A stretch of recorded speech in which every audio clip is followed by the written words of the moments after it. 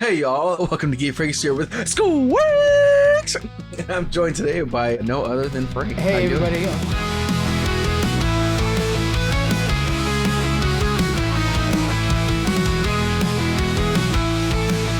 This is maybe our last episode for the year. We have one more that we're going to try to get out with Jonathan, but we'll see how that goes because we're trying to just like enjoy this last couple weeks. What are you doing to get into the Christmas mood or holiday mood to just kind of unwind? Yeah, no, I've been definitely trying to keep the spirits high all season long with whether it's going to Disneyland, which I did. Yep. Picking up the real Christmas tree, decorating super early, like the day after Halloween. So right. I think now it's just finally enjoying that time, like seeing it all put together. And yeah, making it Christmas. How about you? Yeah, just decorating like crazy. We watched a couple movies here and there. Got the rotation that I usually go through. Just finished Christmas Vacation, that movie. Man, that's a classic. I don't. Can we talk a little bit about Christmas movies real quick? I know this is kind of interrupting the scheme, but no, we're. Two things I wanted to bring this is up. very much, by the way, just so everybody understands the vibe of this episode going in. This is very much Christmas Vacation, the episode. Yeah. We are clocked out, guys. We're so ready for 2026. It's definitely so. Now, I don't think I appreciated Lampoon's Christmas Vacation movie until maybe 2 or 3 years ago. Yeah. Where when I was sitting down watching it, I did not really realize how random it is and how maybe it felt settled random in a way. It wasn't like comedy movies. I feel like nowadays that are just extremely throwing the extreme at you. It felt kind of leveled, but I mean, it was something that I watched yearly, but never really extremely appreciated until maybe like 2 or 3 years ago. Yeah. And now it's perfect. It's definitely an 80s comedy movie that came through the SNL branch that definitely has that vibe, right? Yeah. Have you ever seen Vegas Vacation? National Lampoon's Vegas Vacation? Oh, I've seen some, but I really don't remember. I think that's their best one. Seen. There's I mean the vacation one's a whole line of them, right? Christmas Vacation is number 3, I think, or whatever. And then there's even a brand new one that has Chris Hemsworth in it and stuff, and Ed Helms. But I think Vegas Vacation is the best one. So if you want to check something out, kind of good summer movie, and it even has the cousin. Yeah. They go visit the cousin at his house at one point, and he like farms rattlesnakes and stuff. And so it's really That's good. funny. Yeah, I've seen another one. I just can't remember what it is. Yeah. The second Christmas thing I wanted to point out to you, I was blown away by the symbolism in it. But did you hear this theory of Home Alone and like the neighbor being essentially Jesus? No. What? Oh man, there's a lot of like symbolic things that are in there, and I'll have to send you the video because I don't remember too much. I think he's homeless, the one that does assault. No. Oh, he actually is. No. He's like, he's the neighbor, and there was a lot of like things in there, and one of them being when he had his hand bandage when he was at I don't know, him at the store stealing that toothbrush. I forget the character's name in the actual. Yeah. I know what you mean now. Yeah, whatever. But yeah, that was supposed to be like, oh, it's the nail in the hand. But there was a lot more to it. And I know I'm just bringing this up because you just had Christmas movies like pop up in my mind. Yeah. But I'm going to try to find this video and I'm going to send it to you. Please do. Because you're like, what the heck? Yeah, there was a lot to it. And I don't think that movie is that serious, but you never know. And then the sequel, then you're like, is the woman in the park, I don't know, Mary? Holy shit. We gotta look this up. A sequel to that video guy's video. Hey, you never know. Oh shit. Yeah. I'll send it to you. All right. Yeah, I'm looking forward to that one. Let's go ahead and just start talking about the news. We got some trailers to check out. And I think the one we have to talk about, right, is the fact that we have confirmation that Avengers Doomsday is bringing back Steve Rogers, Captain America. Mm-hmm. I want your initial reaction to that, hearing that. Okay. Initial reaction. Well, my initial reaction was confusion because I got this message from a text message, this news from a text message, and then it wasn't until Avatar watching it in the theaters was when we saw the teaser. So yeah, confusion at first. What about I won't go into it after I visually see it, but what was your first thought? Okay, so my whole thing is like I'm excited, but at first especially I was like, damn, that's a shame for 4 and 5 though, and Sam Wilson, because it's kind of like negating everything, and even the fact that the Russo brothers come out and say like this is a sequel to Endgame. I was like, okay, that doesn't quite feel right.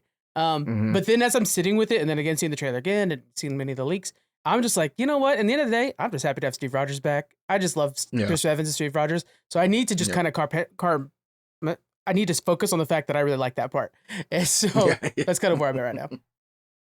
Yeah, I'm a little extremely against it. I think I know we do like these comic books and all these stories are wow. We always bring back characters and whatnot, but it just seems so diminishing to the story that you built that we followed for so many years. And that's if he lived his life and he's old now, what are you doing to actually continue that so he doesn't feel like we're just bringing back characters that died? Soon we're going to get a Black Widow again. Who knows? Whatever. Yeah. But seeing the teaser, right? Everybody's freaking out because that reaction or the news is Steve Rogers is back. Mm-hmm. But if you looked at the teaser, it was him basically in that life when he disappeared. That's how I took it, right? He has a kid now. He's young. So I almost want to say they're teasing that Steve Rogers is back, but they're not going to tell us like in what way. And I still don't think it's it could be really. Honestly, it probably is because that's what fans want to see him in his outfit, kicking some booty. Of course. But I'm kind of not sold on that's what we're going to get, and that's what it means when Steve Rogers is back. Do you have anything thoughts of maybe we're going to get him in a different way? Or it's a multiverse movie. Like, that's literally his outfit from Endgame, so we know it is probably our Steve Rogers. Nevertheless, we saw him time travel. So we saw that he lived a long life. We saw him as an old man at the end of Endgame, so this is probably that version. We're just going back to see him when he's younger. That's not... Yeah. That doesn't break any canon. As a matter of fact, he could even join the fight and then go back in time and still doesn't break the canon. Because we don't know. We saw him when he, portaled, and then we saw him when he came back old. So there's a free range of stories you could say, like, yeah, but in the meantime, I still had to, be Captain America. We could have a whole line of movies. We don't know what ways. But let's not forget, too, that we have Secret Wars coming up, but it's going to clean everything up and put it in one straight line. Many reboots coming out of that. And when we look at this movie, and we see, okay, we're going to bring back all these different people. We also have to have a reason for incursions to start happening. Steve Rogers going back to relive his life and like change things is definitely a thing that would start an incursion. So could Loki be like, hey, this branch is not working well because Steve Rogers has a baby now. And does this create a reason for, Dr. Doom's universe to get screwed up or Latveria? We don't know. But I don't necessarily think that just because Steve Rogers is back, he's the new leader for the Avengers. He's taking over for Sam Wilson. Yeah. And I think a lot of the heat I'm getting online from people, is like, oh my God, they're just like deleting Sam Wilson. No, they're not. Sam Wilson's still leading an Avengers team. We have footage of that.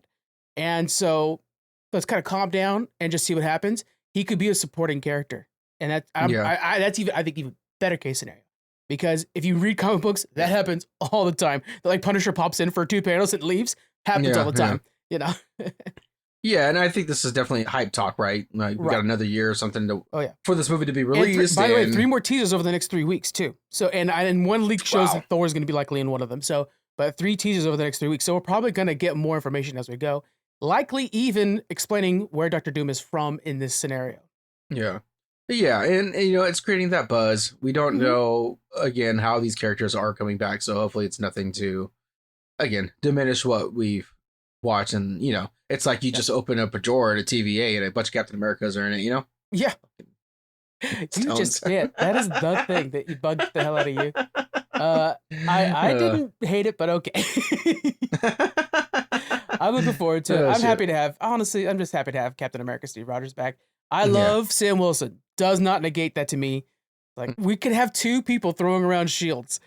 Hell yes. That's so sick.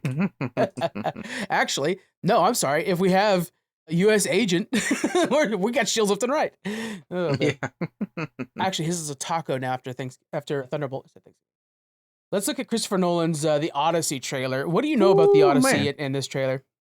Yeah, so I know more about The Odyssey than obviously the trailer. The trailer was to me very tease-ish, but I was not hopping on this hype train of Christopher Nolan's 70mm fucking IMAX movie, right? Yeah, whatever. Yeah. But after seeing that trailer, I'm in.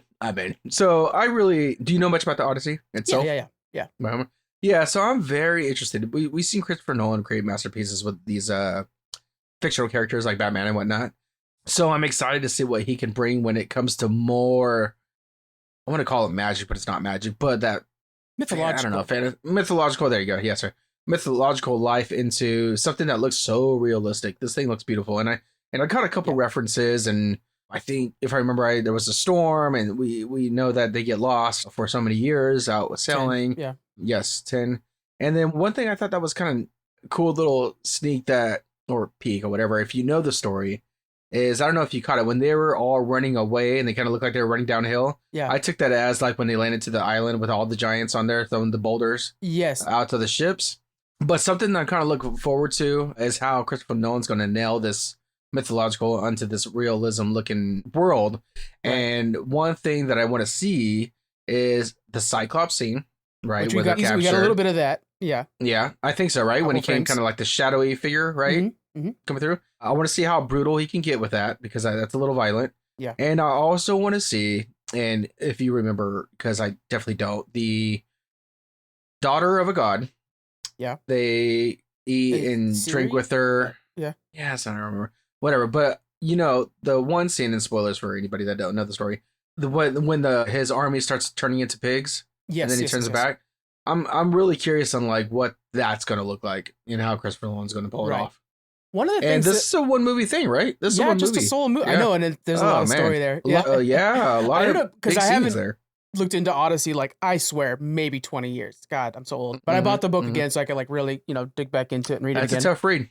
Read. Oh, I know. Yeah. Anything old Greek. But one of the things everybody hates, and I'm like, okay, I'm taking inspiration from it, is Agamemnon in this. He's the one of the black armor. My first look at this is I'm like, okay, completely not realistic, but this isn't a realistic story. It's a mythology story. That's what I would want, like the Agamemnon written down in Homer's Odysseys, or in the sagas, to look like, right? He's almost superhero-esque or villain-esque. And so if that's kind of what we're looking at, like even just normal people, think of what it's like when he starts talking to Poseidon or whatever. Like they're all going to have dope-ass armor like that. They're going to look kind of like a World of Warcraft character where the armor it's too chunky too chunky to be realistic, but looks dope. Yeah. That's what this is supposed to be. Yeah, maybe there's some confusion there. Like you're saying, there are people talking crap. Like they're seeing this and maybe they're not, knowledgeable on. Yeah, so many people are like, oh, it's not realistic. I'm like, yeah, it's not realistic. Do you know what happens? Yeah, and I think that's what people just not being knowledgeable of, like where the actual source material is coming from. But you got to have something that differentiates the gods and the normal people. I mean, right? I mean, and Nolan is not a god. He's the leader of Sparta. Yeah, but you brought up Poseidon stuff. So most definitely, I want to see him on a different scale. Yeah. Which I don't know who's playing Poseidon. I heard rumors it's Robert Pattinson. Oh, yes. Which we know Robert Pattinson's in the movie. We just don't know. I don't know what his role is. So if it's him, I'm like, that's gonna be so sick. Like, God, I'm just so excited for the cast in this thing. It's wild. The cast is so. It is very much. Yeah. So now I'm definitely on the train. Like, I'm so excited to see this movie. Yeah, and just the shots, like the color blindness of Nolan, where he only uses blues and yellows because that's really where he thrives. But I love that vibe out of him, and like seeing like we have in this thing where they're bringing the Trojan horse up and stuff like that. It's just like, oh yeah. The epic scale of this, literally epic.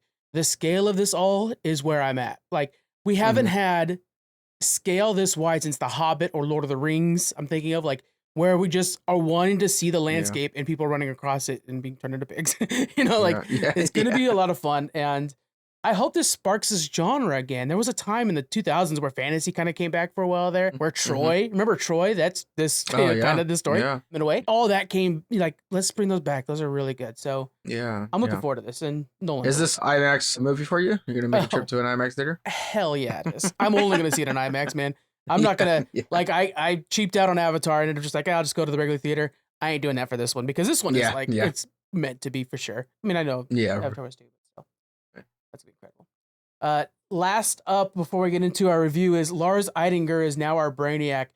Brainiac as our main villain for a Superman / Lex Luthor movie. Yeah. I think he's a good villain for this. I think he's the right fit for this, the villain wise. Lars, I had no clue who this dude was, so I had to do some looking up. And so mainly he's like a stage actor. That's what he's really good at in Germany. When you hear him speak, he has very much that German arch accent. And I think that's where he's going to be thriving. I think him kind of doing that like kind of philosopher speech where he's kind of talking. That, I'll give you an example. Ultron from the Avengers 2 movie, where he seems like he's smarter than everybody else in the room in that sense. That's going to bug the shit out of Lex Luthor. That's going to be fun. Yeah, you nailed it. Yeah, because I was going to say that too. That tone of being the smartest person in the room. Yeah, most definitely. Right. Yeah, because I don't know much of anything from him either, and maybe that's a good thing. Yeah, I'm down to bring someone new in, and that's not just, I don't know, like a Brad Pitt or something. I'm just especially for somebody like Brainiac, who's going to have a lot of prosthetics and a lot of makeup on him. It's probably best as somebody that we don't recognize through the makeup, like how they do. Like Batman's, they want to get celebrities so that you can kind of see the Bruce Wayne through the cowl. This, we don't want that to be the case. We want them to disappear into Brainiac. Yeah, I like that. Yeah. But we'll see. Yeah, I've never seen anything about him, so excited for it. I think the predictions were accurate. I mean, yeah, it's hard to keep anything a secret, really, when it comes to superhero movies at all. So I think we were expecting the Brainiac to occur with this one. Yeah. Is there any particular Brainiac story that you want to see them brought forward, or any element of Brainiac they want to use? I don't know. I just want to make sure that it's I don't know, how do you say it? The threat is massive scale, right? Yes, I like when he's a full invasion force like character. Yeah, exactly. It's something where like a Galactus, where I wouldn't mind having him like, hey, I've already devoured a couple things, or for the power, whatever, knowledge, or whatever the hell, and now it's on this level, to where it feels like, hey, Lex Luthor and Superman have to have this team up. I just need to ensure that the threat feels real. What about you? Is there a certain storyline or anything? Or the element that I want is the personal stakes where Brainiac worked with Jor-El, and so like he knew his dad. We're gonna see Bradley Cooper scenes where he's talking to Brainiac, and then I always love that element where like, did Brainiac destroy Krypton? And so I like whenever we can kind of tie that kind of human moment between revenge, basically. And we had this whole first movie where Clark Kent went back to his human parents as like his main parents, but let's try to redeem those other parents maybe a little bit with Brainiac. I think that's the best guy to do it with, really. So that could be a lot of fun. And then, like, let's not forget that we were talking about the fact that Bizarro could be coming back soon too. So if Bizarro's tied into this thing with a computer that knows Krypton, that's his jam. He's always trying to remake Krypton. Yeah. So yeah, I could see that happening. Yeah, I mean, anything that expands Superman's parents, because that really threw a wrench in our thoughts of parents, right, from that last movie. So anything to kind of expand on that would be really refreshing, because it'd be brand new to us. Yeah. I mean, if they kind of continue that path. Yeah. All right, let us know what you guys thought about the casting of Lars Ettinger or anything else from the Geek News this week. Again, we're on a bit of a Christmas vacation or whatever, but we're going to be posting stuff throughout the entire break and enjoying ourselves. But let's dig into one of the hottest movies of the year now. Fire and Ash, Avatar Fire and Ash. Hottest. Squeaks, you got on the phone. First off, I watched this before you. That's surprising. Single guy status. How to get the perfect day. Yeah, I know. But then you called me, like, I'm pretty sure it was on the way home or something, where you're like, how do I keep making perfect movies? Tell me about it, man. So this movie, this franchise, man, okay, is honestly, I just love this thing, and I'm trying not to fanboy about it, but when I watch this movie, and I almost tear up like 4 times, not because of events occurring, but I'm sitting there thinking like, wow, this is just so good. This is a masterpiece. So anyway, it continues. I think with this one, you don't want to say like this, it remained the same, like the stakes or whatnot. It always like grows, but I love the relationship being built as the family continues. They're slowly sticking together, and they're finding ways to reinvent the villain, essentially, whether it comes to the Colonel or adding a new villain to it, which we thought maybe it would potentially be movies that are just humans against the Na'vi, but James Cameron figures it out, and essentially we're against Varang. How do you say? Yeah, Varang. Which just ended up being phenomenal villain that I want to continue to see. I think we could talk about some predictions of what we think the next movie will be. But yeah, I just thought, and I actually asked you this question and you informed me about it, but the way it was shot, I think you said it was 60 frames per second or something like that, right? Yes, it was higher frames per second. I think it was higher frames? 60, yes. Okay, yeah. I mean, whatever. But it was the first time it was shot at that see frames. Yeah. Got it. And you can tell right off the bat. I thought when the initial scene happened, when it came to the 2 brothers flying, I mean, in the Dead Space, you say. Right, yeah. Video game reference. That I was like, is this an advertisement for a ride or something? This just looks too smooth.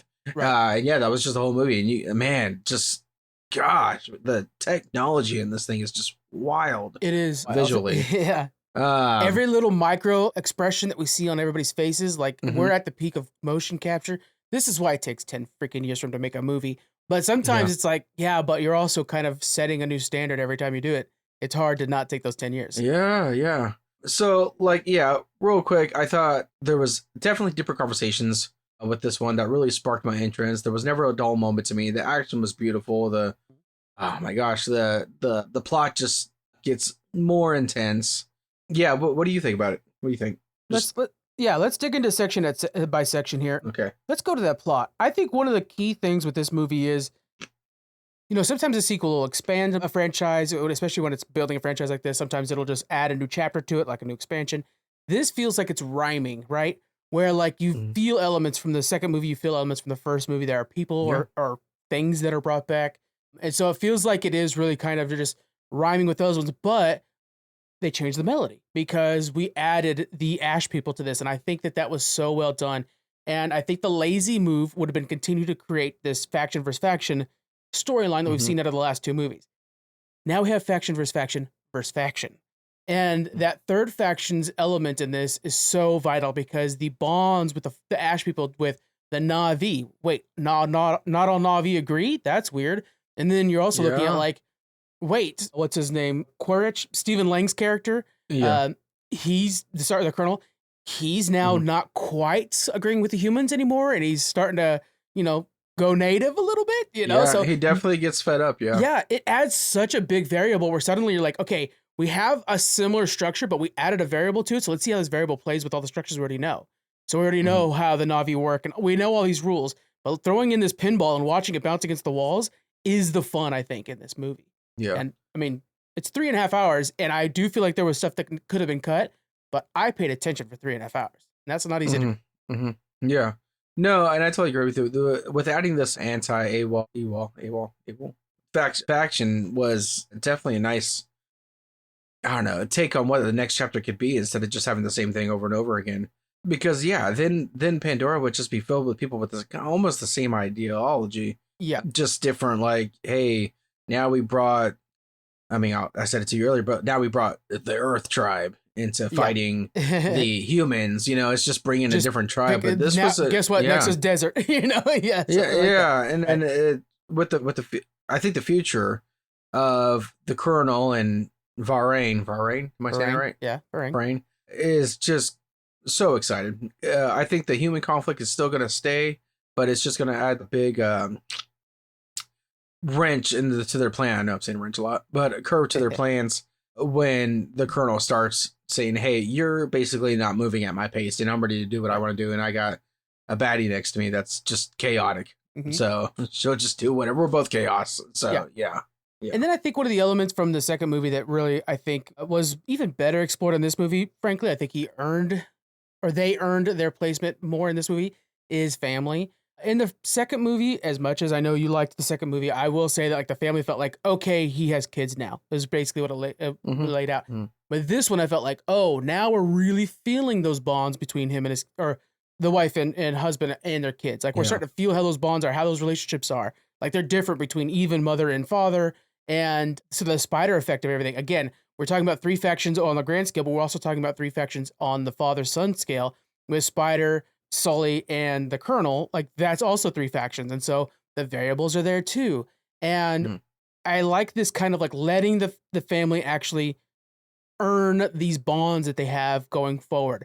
And now I feel like they are unbreakable. When before I was like, oh, it's cool. Like they have more people to throw bows and arrows at. No. Now, like everybody has these little niche abilities, they're little cool things. I want the youngest one. I think her name's like Tiki or something like that. I can't remember her name, but I want her to become like a bowman as well, like her mama. But yeah, it's cool. Like I think the family now is more awesome. And even the fact that the Colonel was kind of like, he's so tempted to just like not be a bad guy for Spider's sake. And he's like so close all these times. And it's like, that's the family bond thing. It always throws a wrench in some stuff. And it's really cool. Yeah, there's the wrench again. So I agree with you. I think what happens when you said the family was unbreakable now. Well, because I think we saw that they were broken before, and that's what introduced us with the second movie. As when the son died, then you saw like this just shattered family, right? Yes. And you see it with this movie too. Like, how do they go on? It's always in their head. And there was a lot of crucial conversations in this movie, and what hit me really hard, and I'm like whispering to myself, like, "Oh shit, that's deep," is when Jake talks to Neytiri that, "Hey, I'm human. You're hating on the humans. I'm human in the inside." And do you hate your like us and your children because we have what 5 fingers instead of the 4 or whatever instead of the 4?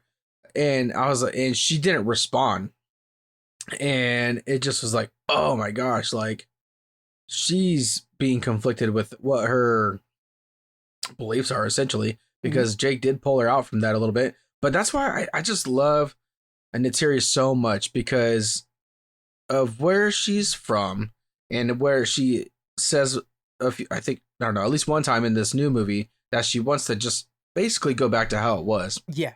But she's still so badass that even though she wants all this, I mean, she loves Jake a lot, that she's still following him. She's still keeping quiet when she needs to keep quiet. When, when they have like these talks with the water tribe and whatnot. Right. She doesn't like butt in. Like, she's just like so loyal, and it's just wild. How complete does she feel, right? Like, her moments of grief are not like bringing her down from combat, but also she like she feels so complete. Like, all her emotions feel like they come from a place that makes sense, and you see where she's going as she develops. And I think we talked on the phone a bit about, like, I think the most vital scene in this entire movie. Jake goes and he knows like the best thing to do so that humans can't breathe on this planet is to kill Spider.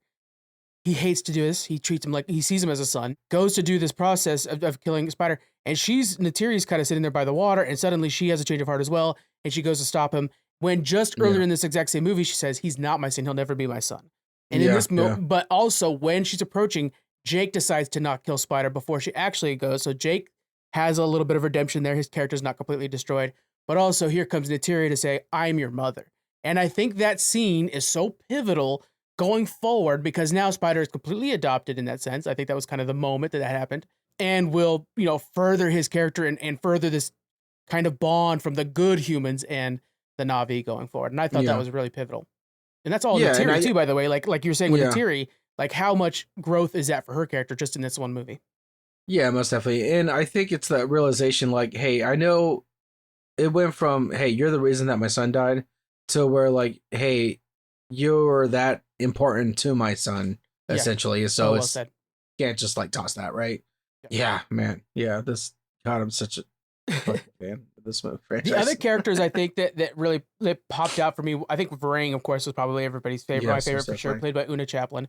I feel like she comes from a place of, okay, it's fun to have a charismatic villain. And like, if we're thinking the Negans of the world, like they're just fun to watch and listen to talking. And a lot of the people from Game of Thrones. But something about a good villain is they have to make sense in their own minds. And her family was going through famine and their forest burnt. And she asked for the gods' help, which was she probably asked insincerely. We find out in other places that it's like only the chosen can talk to their gods. And so she felt like she was abandoned. So she goes to, well, what other nonstop, extremely powerful element is in my life? Oh, the fire that destroyed us. Let me go to the fire and ask. And she found some solace in there. And then with that, the fire is all consuming. So she's like, then we'll consume Pandora. And like, as you're kind of like sitting in her head with her, you're like, I get this. And then another one of my favorite lines from this movie, and it's a line that's been said so many times in the franchise, is when her and the Colonel are talking. And I think she says, I see you. After he's kind of like pitching. He's kind of pitching like, oh, I could do this for you. I could do this for you. And it's all just ringing her bell. And she says, I see you. And that mirror to the Jake and the Neytiri relationship of like, oh, I see you, how romantic and cute this is. We're both trying to be the best for the Na'vi, yada, yada. The other side of that, like, I see you. Let's destroy. And so it's just like, oh, I love it. This total yin and yang. And I just want to see both couples be successful, but they can't be. Definitely with that phrase. Like, you see Jake multiple times trying to tell a Colonel, like, hey, you just got to look through different eyes. Yeah. And get out of your old ways. I mean, essentially, I really like the lines on the conversation that was being had that, hey, you're basically following a dead man's memories. And I'm like, oh man, that's tough. That whole idea is really deep what you're going into. Yeah. No. And I just eventually I think, I don't know, he's just not going to get it, or he'll see it like in a different way, which is probably following Varang and stuff, right? Now I think towards the end of it we saw him definitely looking out of someone else's eyes, but it just wasn't what Jake was expecting. Yeah. Now, what I also like with the Colonel is that he knows damn well when Nitiri is around, he cannot hang out. Yes. Because he ran away twice when she came around. Which leads me into hopes. I don't want everyone to have like a redemption arc with their inner feelings. Yeah. But no, you know, and it's not realistic. Not everybody is going to be that good person. And that's what we talked about with like Elphaba and Glinda. Glinda wanted something so much and it might not have been the right thing, but how do you like say you wanted something so bad for so many years and you finally got it? Like, what do you do, right? So what I'm going with with this is that Nitiri cannot, to me, say like, hey, I forgive you. No, I never want that. No, never want that either. And I don't want to see it. Colonel needs to die.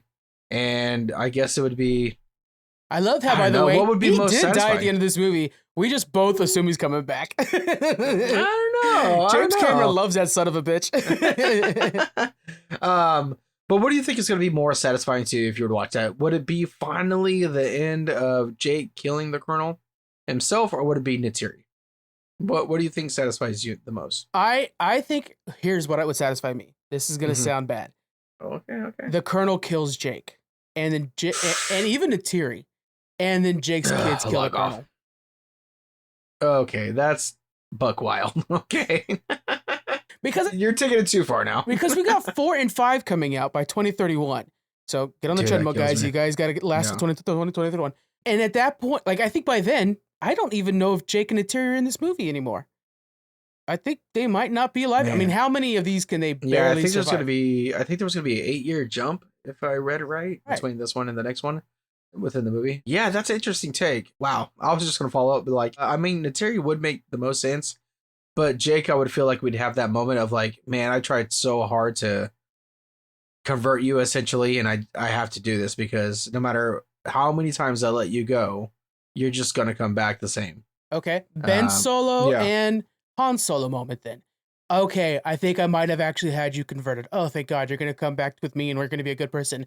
Boom, lightsaber through the belly and he dies. And it's the ultimate betrayal right there. And his kids are watching this happen. Yeah, it's pretty good. Even though I don't want to see him die. But yeah. I don't want to see him die either. You don't want to see anybody die. You don't want to see any of these good characters die. But I'm just saying, like, this movie, this franchise is really pushing the kids on us. And they're setting up, you know, the Miss Voice of the Century, Kiri, to be like the next god and stuff. So like these kids are definitely setting up to be the next main characters. You got to get rid of their current main characters. Yeah.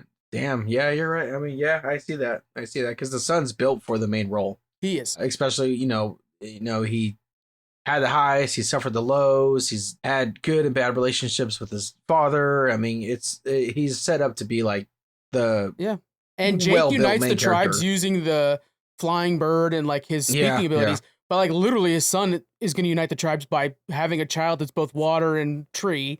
And like he's going to be like the prince who's promised. I don't know how to say it. The last avatar. Right. Exactly. So I really think that he's going to be, and then of course we have, Kiri who's becoming, let's talk about Kiri. Yeah. Yeah, most definitely. That big surprise when she's going to go talk to their god, and it's not just this light that's on the other side of the tree, which I thought was kind of like, this is being drawn out a little bit. This element of like going to it. But then when you actually see the god, you're like, oh shit, this god has a face. There's actually a god here. Like they're not, this is no bullshit. Yeah, I'm excited to see what's going to happen to her. I thought that was an oh crap moment to me too. Yeah. It was so funny because I thought that was a human face at first. I was like, what the hell? But then could you imagine? Dude, what a slap in the face. It's just like Ricky Lake or Oprah or something like that. Like, I didn't know Oprah was god of Pandora. Shit. But I'm extremely excited to see her become... I think she's going to become the next... I don't know what the title was, but like in the first one where everybody would go up to like, I don't know, that female leader by the tree or whatever. I think she's going to be... Grandma, I think that was that role. If I'm not mistaken. Was it? I think so. It was Natiri's mom. Oh, Natiri's mom. Got it. I was thinking of Kiri's mom. I was like, what? And I think I could like to see... I think she's bigger than that, but I would like to see her be a leader in like this AWOL spiritual way, and it'd be nuts. It's nuts because she's already proved it miracles. So I'm definitely curious of on what level is she going to be? Is she going to replace AWOL? I say AWOL. Awa? I think it's Awa. Yeah. Awa, yeah.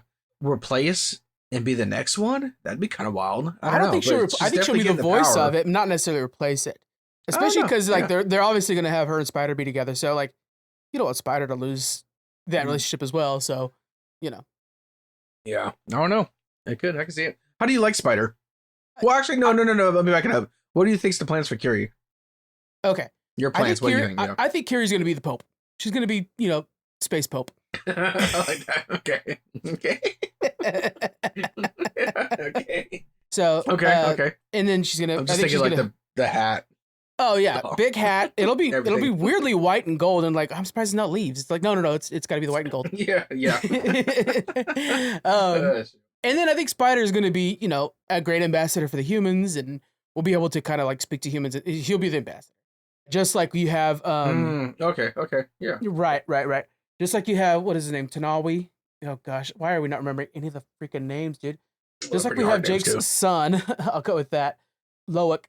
Just like there we go. Just like we have him kind of being the ambassador for all the Na'vi, I think Spider will be the ambassador with the humans, and then that's how that'll work out. Yeah. Okay. And then like I said, Took needs to be more useful because in the final battle, when they're just having to worry about her the whole time, I'm like, get this girl a damn bow and arrow, a spear, something. I would like to see her kind of like pick up after Nitiri, like her mom, whatever. She's because she doesn't have a role yet. So I think by the next one, she has to have some type of, I'm gonna say like ability or something. She has to be useful somewhere, right? Yeah, she has to fit a genre. You can't just play like these hand clap games every single movie. So yeah, I don't know. So I had to go get a popcorn refill at this point, but remind me if you remember how the heck did Spider get his little ponytail? You picked the worst time to I had to go popcorn. Potty. I had to get a refill on my soda and popcorn. No. I saw the miracle happen, but I didn't see did that happen during when he was sleeping? So when they brought him back to the lab, and they're like, "Oh, he's full of fungus. That's what's keeping him alive." Yeah, I saw that. And then he says, "That's not all." And the guy shows look at the back of his hair, and it has like a little nub, and then it kept growing over the time of the movie to where it's like longer by the end. Man, I think I must have.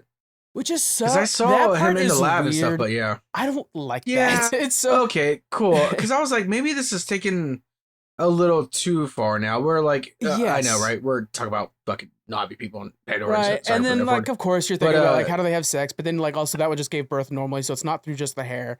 And these are things you think of during a 3.5 hour movie. Don't make them that long, James Cameron, if you don't want me to think about how they're all having sex. Okay.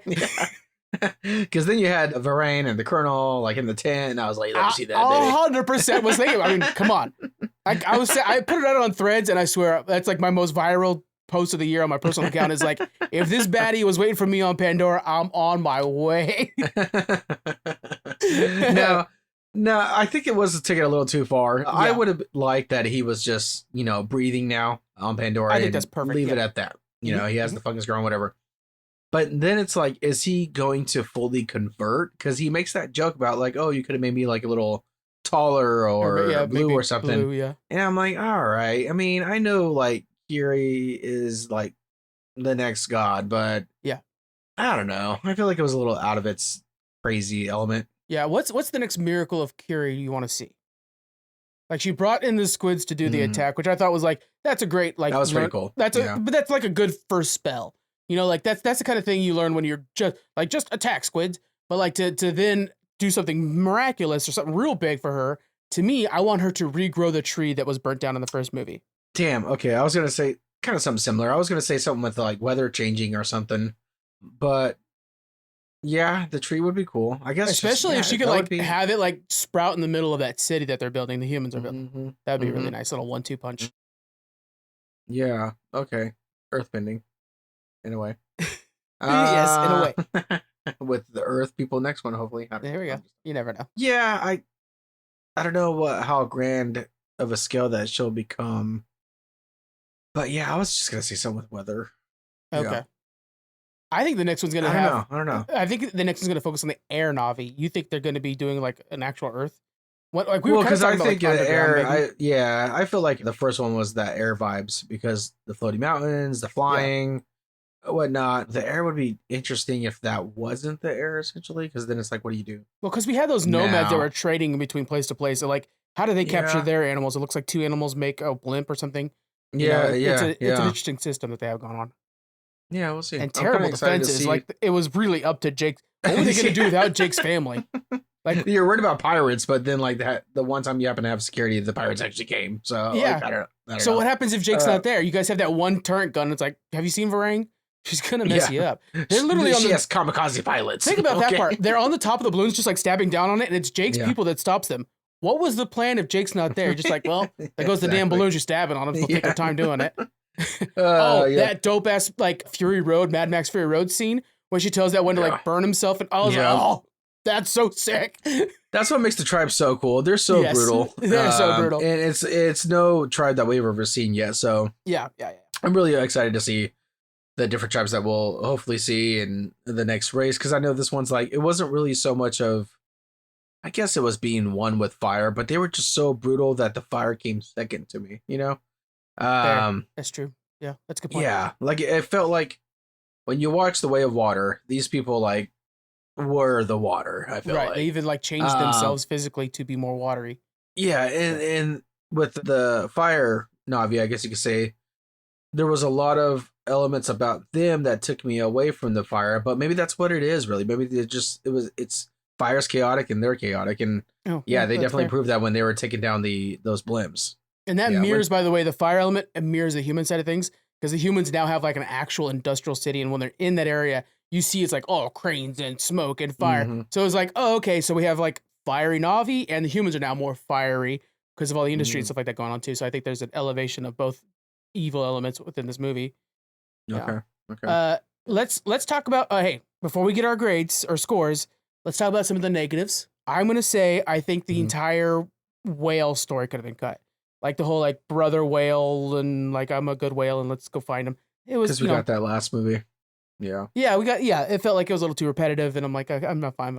I don't care. The whales don't seem believably sentient enough for me to care about what they're thinking. And and that's pretty smart, because what I was thinking about that is like, why are the whales are so actively communicating and really into tribe, but the banshees aren't really so much like that. Yes. So you're like, okay, why is it just the whales that kind of have this?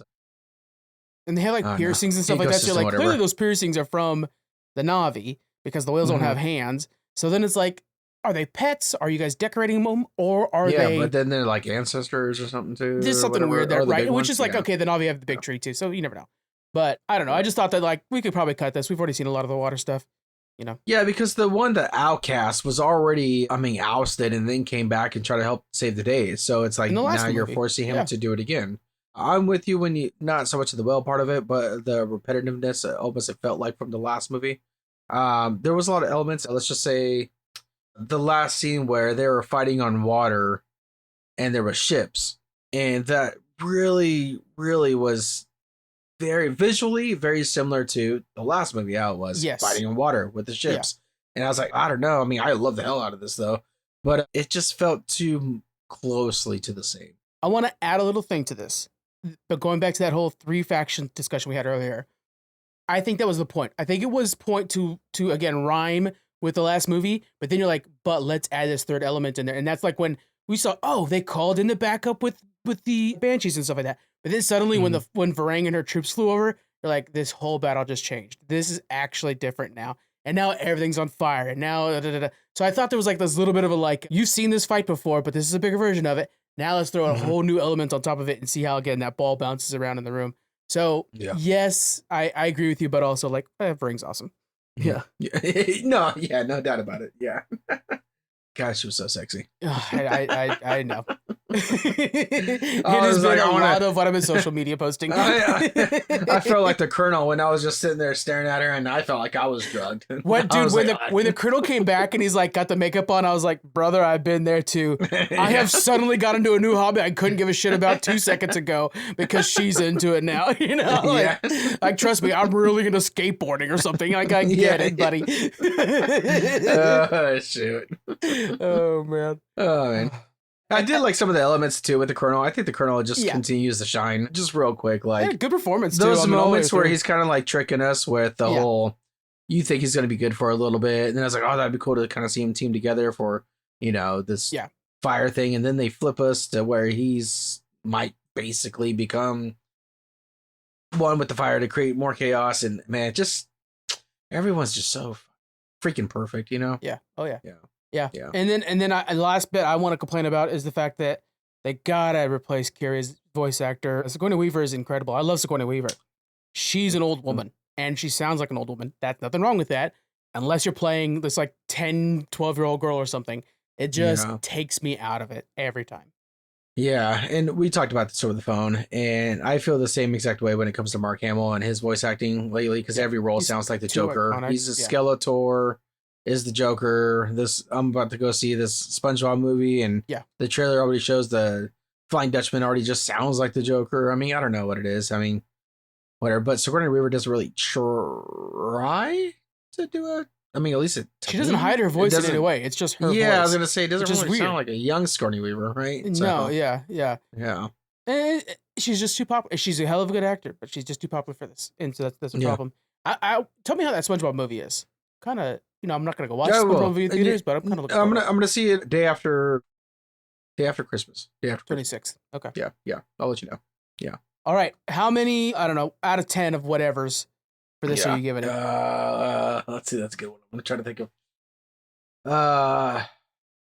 Out of how many? Let's see. Varang spiced drugs. Right. Let's do it. All right. Try to think of something. Oh man, I don't want to do this, but I have to. It's a 10 out of 10. Okay. All right. That's fair. I have to, because the elements that I said that were my downer, just again, I think I teared up like 3 or 4 times. And I was just like, this is so perfect. Yeah. Colors, the technology of this movie is just wicked. And it's just so crazy to see these people just looks like they're acting in a warehouse with these bodysuits on. And then you create this and the tribes coming together at the fighting. And man, so 10 out of 10. For me, I'm giving it a very strong 8 out of 10. Varang spice drugs, and technically, I mean, there's so many things that are like, this is just about Masterclass. That's almost Masterclass, but then there are other things that are like, just tweak this, tweak that. So, absolutely worth watching. Definitely watch it in theaters. Totally worth a theater watch. IMAX probably, preferably. It's a hell of a good movie, and I can't wait for the next one, which is 4 years away, which actually isn't that bad for this franchise. Yeah, I actually teared up a little bit when I read that. Not teared up, sorry. Heart broke a little bit. Yeah. Because I read 4 years for the next one. Then I think it's another 3? Maybe. Or the one after that? It's 31 is like the last one. Yeah. I'm not mistaken. So 29 and then 29 to 41. You know what's the first thing I thought to myself? Because I told Sarah, my favorite franchise in the world is Harry Potter. Yeah. Now that this has 3 movies, I can consider that this is probably topping that. And I love me some Harry Potter. Yeah. But I love Avatar. And it broke my heart a little bit because I really hope, Dark Thoughts, that I'm alive in 2031 to finish this thing out. Yeah. That's a long ways from now. Oh man, yeah, anyway. Yeah. Yeah. That's what I'm saying, man. We gotta get treadmills. We gotta watch eat your vegetables. Take care of our hearts or something. Yeah. Oh man. As I'm pounding energy drinks and milkshakes, gosh. I know that milkshake's looking good from over here. All right, guys, let us know what you guys thought about Avatar Fire and Ash. Who is your favorite? And you'll have to get in line behind me for Varang. Let's finish things off with our recommendations. We're talking about, hey, everybody's got the days off for the holidays. What are you doing to chill out and relax? What are you going to be watching? Let's see. Watching wise.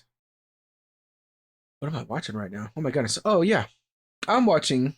You be proud of me. The latest episode of The Simpsons, and I challenged myself to watch every single episode of The Simpsons. So after I finish this latest season, I want to watch every single episode. So I'm gonna do a little bit of that relaxing, right? Let's see. Anything else that I'm watching? Not too much watching wise. I'm caught up on everything. Fallout for sure, but that's a weekly basis. So I think just watching those classic Christmas movies, Rudolph, And video game wise, I am back into some Cyberpunk 2077. That's a good one. Furball. Yeah.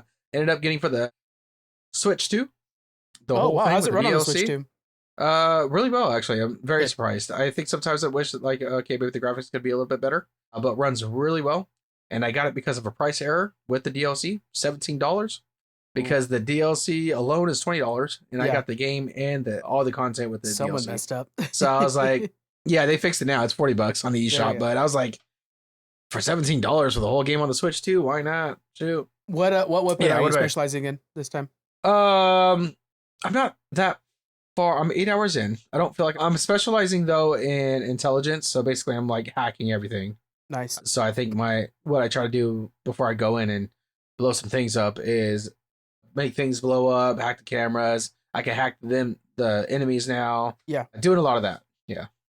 Last time I played, I did all pistols. So I was like just pistol mastering, which felt good because then you're kind of like walking in with that one gun, just like a headshot, pop, pop, pop, pop. Yeah. And so it was kind of like just activating badass mode when you're playing. It was a lot of fun. That's such a good game. That's definitely a very replayable game. I like to replay Grand Theft Auto here and there. 5, that one's another one. That's on my list now. Like that's very replayable. It's fun. Yeah, 5. I mean, because you're never gonna get sick, so you know. Yeah, we're gonna get Avatar. This is the new meme. We're gonna get Avatar 5 before we get GTA 6. Yeah, probably. Oh shit. What about you? What's your doing? What are you doing? My recommendation. So you're gonna be proud of me on this one. I finally went back. I've been reading a lot of comics, but I was like, nope. You know what I need to do? Finish up some of my books. So I went back, and I am 75%. This is what my Kindle says. Done with Hunger Games, and and I'm now Haymitch is in there. I'll just say Porcupine area, starting the Ladybugs area. That's where I'm at right now. They just saw the generator. I'll say that. Oh, nice. Okay, that's where I'm at. All right. Yeah, get into it. And then after that, my suggestion for you guys is to read Night of the Seven Kingdoms, because that's coming out in January. So we're gonna have a brand new Game of Thrones series in January. Oh yeah. And the book is not terribly long, so it's good. And I'm gonna reread that. I read it before, but good time to get all the little details again and dig into that one. That'll be good. Yeah, nice. All right, everybody. We will talk to you on the next one. We may be doing. I'm not sure if we're gonna do it at the beginning of January or the end of this year, depending on Jonathan's schedule. But doing our best of 2025. So that will probably be our last one of the year. If not, thank you guys for hanging out with us this year. And we'll see you on the next one. Bye. Bye.